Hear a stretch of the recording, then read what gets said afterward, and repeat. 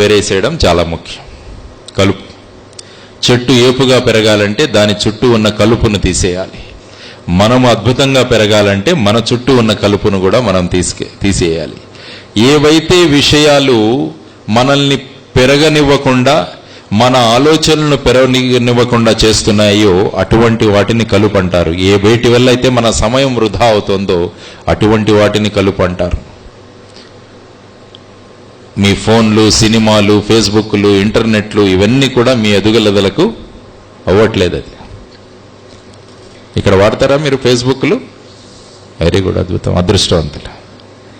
కానీ మీరు అనుకుంటుంటారు మా ఊర్లో గుంటూరులో ఉన్న వాళ్ళంతా ఫేస్బుక్లు వాడేస్తున్నారు, మేము వాడట్లేదు అని. ఎందుకు చేరామరా అనుకుంటున్నాం అప్పుడప్పుడు. No, you are lucky people.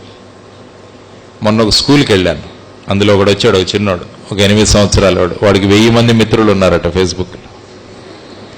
వాడిని అడిగారు, ఏం చేస్తావురా రోజు అంటే, సార్ రోజు రేసు ఒక మెసేజ్ కొడతాను మా వాళ్ళకి, హాయ్ హౌ ఆర్ యూ అంటాడట.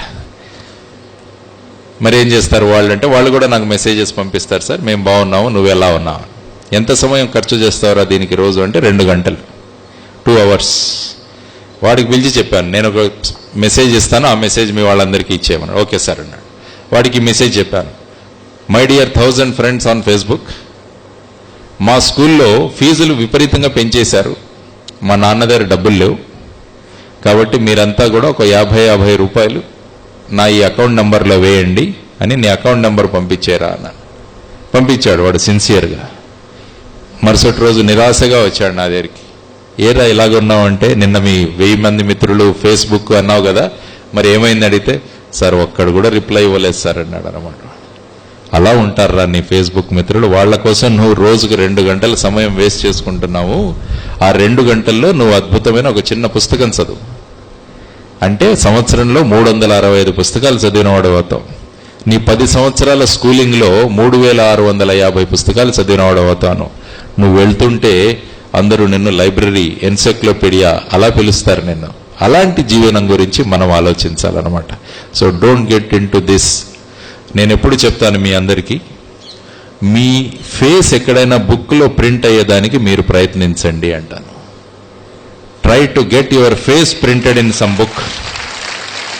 మనం ఫేస్బుక్లో మన ఫోటో అప్లోడ్ చేయడం గొప్ప కాదు.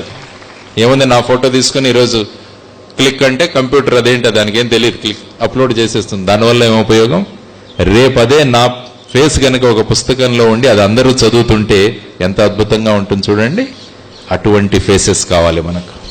రేపు పుస్తకాల్లో ప్రింట్ అయ్యే ఫేసెస్ మనకు కావాలి దేశానికి. మీ 1000 మంది ఫేసెస్ రేపు పుస్తకాల్లో పడితే ఎంత అద్భుతంగా ఉంటుంది చూడండి. దట్ బికమ్స్ ఒక reference book in the library. ఆ రెఫరెన్స్ బుక్ ఎంతో మంది చదువుతుంటారు, ఎలా చేశారు అన్న మీద. కాబట్టి